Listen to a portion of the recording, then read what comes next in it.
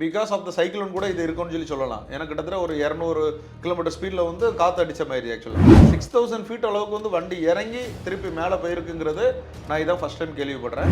ஒருத்தர் மாற்றி இன்னொருத்தவங்க மேலே போய் விழுந்துருக்குறாங்க.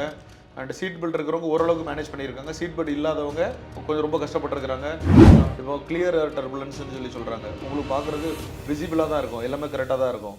ஆனால் வந்து உங்களுக்கு டர்புலன்ஸ் இருக்க தான் செய்யும். அவங்களோட இண்டிகேட் கூட பண்ண முடியும். கார் யூஸ் பண்ணுறோம், கார்லேருந்து புகை வந்து வெளியில் வரதான் செய்யுது. வீட்டில் ஏசி யூஸ் பண்ணுறோம், மரத்தை அழிச்சிட்டு இந்த இடத்துல வீடுங்க வந்துடுது, ரோடை போட்டுறாங்க, எல்லாத்தையும் பண்ணுறாங்க. ஆஃபீஸில் என்ன நடக்கும்? அதனால் இது மாதிரி சின்ன சின்ன விஷயங்கள் எல்லாமே வந்து சேர்ந்தது தான் குளோபல் வார்மிங்.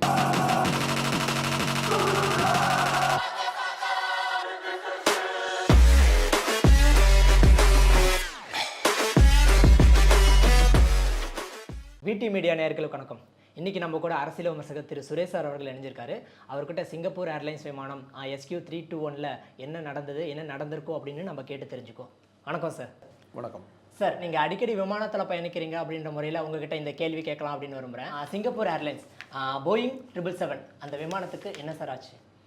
சரி, இப்போ போயிங் 777ங்கிற ஃப்ளைட் வந்து பார்த்தீங்கன்னா லண்டன்லேருந்து கிளம்புது. ஆக்சுவலாக லண்டன்லேருந்து கிளம்பி அது வந்து சிங்கப்பூருக்கு போகுது. சிங்கப்பூர் ஏர்லைன்ஸோட வண்டி சிங்கப்பூருக்கு போகுது.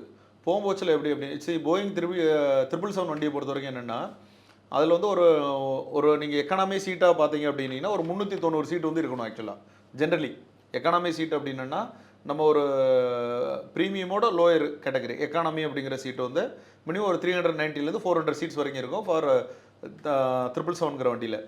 இப்போ அதுலேயே சப்போஸ் அதில் வந்து ஒரு 4 கேட்டகரி இருக்குது. ஆக்சுவலாக ஜென்ரலி ஒன்லி ப்ரீமியம் எக்கானமி மட்டும் தான் இருக்கும். அது வந்து ஒரு 400 சீட் வரும், 380 390 சீட்ஸ் வரும். அதில் இன்னொரு 4 கேட்டகரி இருக்குது.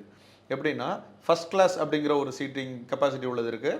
அண்ட் அதுக்கு அடுத்தது பிஸ்னஸ் கிளாஸு, அதுக்கு அடுத்தால ப்ரீமியம் எக்கானமி, அதுக்கப்புறம் வந்து எக்கானமி. ஸோ வந்து 4 கேட்டகரியில் அந்த சீட்டிங் இருக்கும். ஆக்சுவலாக இப்போ சப்போஸ் பிஸ்னஸ் கிளாஸ்ன்னு பார்த்தீங்கன்னா, இப்போ நம்ம நார்மலாக எக்கானமி சீட் வந்து 2 சீட்டை கம்மி பண்ணோன்னா ஒரே சீட் ஆக்கணும் எப்படி இருக்குமோ அது அந்த அளவுக்கு சைஸ் வந்து பிஸ்னஸ் கிளாஸ் வரும். ஸோ இதுமாதிரி 4 க்ரைட்டீரியாவில் இருக்குது. ஸோ இந்த க்ரைட்டீரியாவில் உள்ள விமானம் தான் லண்டன்லேருந்து கிளம்பி இது வந்து சிங்கப்பூருக்கு போயிட்டு இருக்குது. சிங்கப்பூர் ஏர்லைன்ஸுக்கு சொந்தமான விமானம். ஸோ இது போகும்போச்சில் வந்து பார்த்திங்கன்னா ஏர் டர்புலன்ஸ் அப்படின்னு சொல்கிறாங்க. இப்போ எப்படின்னா, இப்போ நாங்கள் ஜென்ரலாக சிங்கப்பூர்லேருந்து இந்தியாவுக்குலாம் வரும்போச்சில் வந்து எப்படின்னா, ஃப்ளைட்டில் ஏறுவோம், ஃப்ளைட்டில் ஏறினோடனே வண்டி எடுத்து கிளம்பி போயிட்டு இருப்பாங்க. சப்போஸ் மழை எதுவும் பெஞ்சுன்னா வண்டி கொஞ்சம் லேட்டாக எடுப்பாங்க. எடுத்துகிட்டு கிட்டத்தட்ட ஓரளவுக்கு அந்த ஆன் டைம் வந்து ரீச் பண்ணிடுவாங்க ஜென்ரலி வந்து பார்த்தீங்கன்னா. ஸோ இப்போ இதில் வந்து எப்படி அப்படின்னா, நான் ஃப்ளைட்டில் வந்து ஜென்ரலாக ஏறி வரும்போச்சில் உங்களுக்கு வந்து ஏர் டர்புலன்ஸ் இருந்துச்சுன்னா ஃப்ளைட் வந்து ஷேக் ஆக தான் செய்யும். அது வந்து ஒரு லிமிட்டு தான்.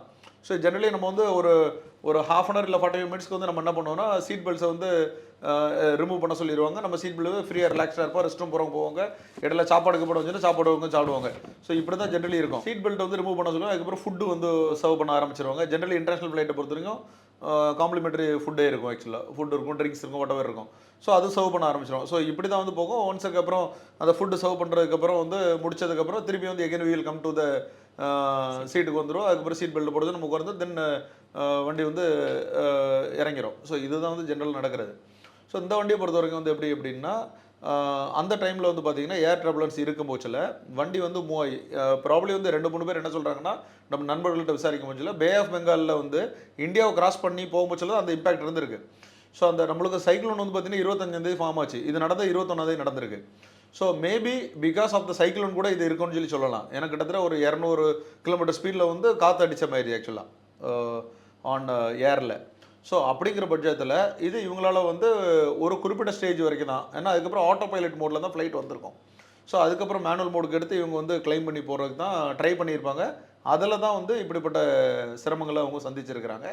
அண்ட் ரெண்டாவது வந்து பார்த்தீங்கன்னா 6000 ஃபீட் அளவுக்கு வந்து வண்டி இறங்கி திருப்பி மேலே போயிருக்குங்கிறது நான் இதான் ஃபஸ்ட் டைம் கேள்விப்படுறேன். பட் இருந்த போதிலும் இது வந்து டேமேஜஸ்லாம் ரொம்ப பண்ணியிருக்கு. ஒருத்தர் இறந்துருக்காரு.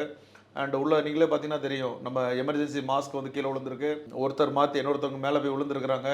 அண்ட் சீட் பெல்ட் இருக்கிறவங்க ஓரளவுக்கு மேனேஜ் பண்ணியிருக்காங்க. சீட் பெல்ட் இல்லாதவங்க கொஞ்சம் ரொம்ப கஷ்டப்பட்டுருக்குறாங்க.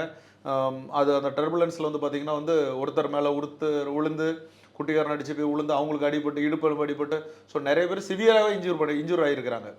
ஸோ இதே மாதிரியான சம்பவங்கள் நடந்திருக்கு. கடைசியில் வந்து என்னென்னா அவங்க ஒரு ஸ்டேஜுக்கு அப்புறம் சரி நம்ம வந்து சிங்கப்பூரில் போய் ரீச் ஆகிறதுக்கு முன்னாடி நம்மளுக்கு மெடிக்கல் எமர்ஜென்சி தேவைப்படுதுங்கிறனால அவங்களுக்கு வந்து என்னென்னா மெடிக்கல் எமர்ஜென்சி தேவைப்படுதுங்கிறனால அவங்க பேங்காக்கில் இருக்க ஏர்போர்ட்டுக்கு மேபி அவங்க இன்ஃபார்ம் பண்ணியிருப்பாங்க.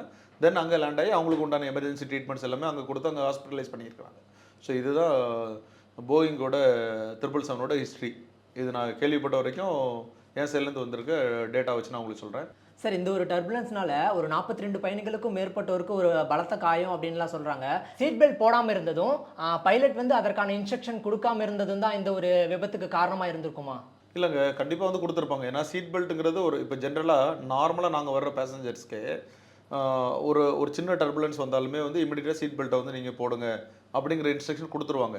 இது கொஞ்சம் சிவியராக வந்திருக்கு. ஆனால் டெஃபினெட்லி அந்த இன்ஸ்ட்ரக்ஷன் கொடுக்காம இருந்திருக்கிற வாய்ப்புகள் இல்லை. பட் ஆனால் சீட் பெல்ட் போடாத நபர்களுக்குமே நிறைய இன்ஜுரிஸ் இருக்குன்னு சொல்லி கேள்விப்பட்டேன். ஏன்னா மேபி அவங்களுக்கு வந்து இந்த ஸ்வெல்லேஜ் மாரி இருந்திருக்கலாம், ப்ளீடிங் இருந்திருக்கலாம். இப்போ அதனால தான் எமர்ஜென்சி லேண்டிங்கே வந்து பேங்காக்கில் பண்ணியிருக்கிறாங்க. ஸோ இல்லைன்னா வந்து எமர்ஜென்சி லேண்டிங் பண்ண மாட்டாங்களா? என்னோட மோரோவர் வந்து பார்த்திங்கன்னா இந்த ஏர்க்ராஃப்ட்டை பொறுத்த வரைக்கும் இது வந்து லாங் டைம் ட்ராவல் பண்ணிட்டு வர்ற பேசஞ்சர்ஸ் இவங்க எல்லாருமே. ஸோ ஜென்ரலி இதை பொறுத்த வரைக்கும் வந்து பார்த்திங்கன்னா ஒரு 30,000 அடி வரைக்கும் இது ஃப்ளை பண்ணியிருக்கிறதுக்கு வாய்ப்பு இருக்குது. ஏன்னா ஜென்ரலி வந்து பார்த்திங்கன்னா பேசஞ்சர்ஸோட வெயிட் ஜென்ரலி ஜாஸ்தியாக இருக்கும். உள்ளே ஏற்றின கார்கோஸோட வெயிட், ட்ரெஸ்ஸு, லக்கேஜஸ், அதுபோக அடிஷ்னல் கார்கோஸ் இருக்கும், அதோட வெயிட்டேஜுமே இருக்கும். அதனால் அந்த ஃப்ளைட்டை பொறுத்தவரை ரொம்ப புஷ் பண்ணி 42 அடி ஃப்ளை ஆகிருக்குமான்னு அது எனக்கு தெரியல. கண்டிப்பாக ஒரு 30,000 to 35,000 ஃபீட்டுக்கு மேலே வந்து டெஃபினெட்லி இது ஃப்ளை ஆகிருக்கும். அண்ட் மோரோவர் வந்து பார்த்திங்க அப்படின்னா சீட் பெல்ட் போடாதவங்க சீட் பெல்ட் போட்டுறவங்க மேலே போய் விழுந்துருக்குறாங்க. அது ஒன்று. ரெண்டாவது லக்கேஜ் எல்லாமே வந்து ஹேண்ட் லக்கேஜ் வந்து 7 கிலோலேருந்து 15 கிலோ வரைக்கும் அலோவ் பண்ணுறாங்க. ஸோ ஜென்ரலி வந்து பார்த்திங்கன்னா மக்கள் வந்து ஹேண்ட் லக்கேஜ் எல்லாருமே வந்து கேபினில் வச்சுருப்பாங்க. ஸோ லக்கேஜ் கேபினில் இருக்கும் பட்சத்தில் அதுவுமே வந்து ஆட்டோமேட்டிக்காக பூட் ஓப்பன் ஆகி கீழே விழ தான் செய்யும். அந்த லக்கேஜுமே வந்து மக்கள் மேலே விழுந்திருக்கும். அண்டு இவங்க ஒருத்தருக்கு மேலே ஒருத்தவங்க வந்து தாவி விழுந்துருக்குறாங்க. ஸோ அப்படிலாம் இருக்கும் பட்சத்தில் டெஃபினெட்லி நீங்கள் சொல்லும்போது 42 பேர்லாம் அடிபட்டிருக்காங்க. எனக்கு தெரிஞ்சு கிட்டத்தட்ட ஒரு 150+ பீப்புள்ஸ்க்கு வந்து டெஃபினெட்லி சிவியராகவே வந்து அடிபட்டிருக்குன்னு சொல்லி கேள்விப்பட்டேன். சார், இந்த மாதிரி ஃப்ளைட்டில் டர்புலன்ஸ் வந்து இந்த மாதிரி நிறைய நடந்துகிட்டே இருக்குது. இதுக்கான என்ன காரணம்னு நினைக்கிறீங்க? இது வந்து இந்த புவி வெப்பமடைதல்னு சொல்லி சொல்கிறோம். குளோபல் வார்மிங்னால கூட இதோட இம்பேக்ட் இருக்கிற வாய்ப்புகள் இருக்குது. ஆப்வியஸ்லி ஹீட் வந்து ஜாஸ்தி ப்ரொடியூஸ் ஆகும் பட்சத்தில் என்ன ஆகும், காற்றோட வேகப்பாடுகள், காற்றில் வந்து வித்தியாசங்கள் வரும். இப்போ கிளியர் டர்புலன்ஸ்னு சொல்லி சொல்கிறாங்க. உங்களுக்கு பார்க்குறதுக்கு விசிபிளாக தான் இருக்கும், எல்லாமே கரெக்டாக தான் இருக்கும். ஆனால் வந்து உங்களுக்கு டர்புலன்ஸ் இருக்க தான் செய்யும். அவங்களால இண்டிகேட் கூட பண்ண முடியாது. ஸோ அதேமாரியான விஷயங்கள் இப்போது மேபி வந்து because of the global warming இதேமாரி விஷயங்கள் நடக்கலாம். மேபி ஃப்யூச்சரில் கூட இதுமாரி ஜாஸ்தி நடக்கிறதுக்கு உண்டான வாய்ப்புகள் இருக்குன்னு சொல்லி கேள்விப்பட்டேன். சார், இந்த மாதிரிலாம் நடக்கிறதுக்கு நம்மளும் ஒரு காரணமாக இருக்குமா சார்? கார் யூஸ் பண்ணுறோம், கார்லேருந்து புகை வந்து வெளியில் வரதான் செய்யுது, ஹீட் ஆக தான் செய்யுது. வீட்டில் ஏசி யூஸ் பண்ணுறோம். இதுமாரி சின்ன சின்ன விஷயங்கள் இப்போ இந்த லைட்டு கூட வந்து ஒரு குளோபல் வார்மிங்க்கு அது ஒரு இம்பேக்ட் ஏற்படுத்த தான் செய்யும். ஸோ அதனால் இதுமாதிரி சின்ன சின்ன விஷயங்கள் எல்லாமே வந்து சேர்ந்தது தான் குளோபல் வார்மிங். மக்கள் வந்து அதை புரிஞ்சுக்கிட்டு என்னென்ன தேவைகள் இருக்கோ அந்த தேவைக்கு தகுந்தாப்புல வந்து யூட்டிலைஸ் பண்ணிக்கிடலாம். ஏன்னா ஒன்று ரோட்டில் வந்து மரத்தை எல்லாத்தையும் பிடிங்கி தூர போட்டுடுறாங்க, மரத்தை வெட்டிடுறாங்க, மரத்தை அழிச்சிட்டு இந்த இடத்துல வீடுங்க வந்துருந்து ரோடை போட்டுடுறாங்க, எல்லாத்தையும் பண்ணுறாங்க. ஆப்வியஸ்லி என்ன நடக்கும்? ஸோ இதேமாரி வந்து இம்பேக்ட் வந்து வரதான் செய்யும். எப்போல்லாம் வந்து இயற்கை வந்து நம்மளுக்கு வந்து ஒரு பாதிப்பு ஏற்படுதோ அப்போல்லாம் நம்ம அவங்களுக்கு ஏதோ தப்பு பண்ணிக்கணும்னு சொல்லி நம்ம உணர்ந்து அதை சரி பண்ணிக்கிட்டாலே போதும். சார், இவ்வளோ நேரம் எங்களோட கேள்விகளுக்கு உங்களோட தெளிவான பதிலை கொடுத்ததுக்கு ரொம்ப நன்றி சார். தேங்க்யூ.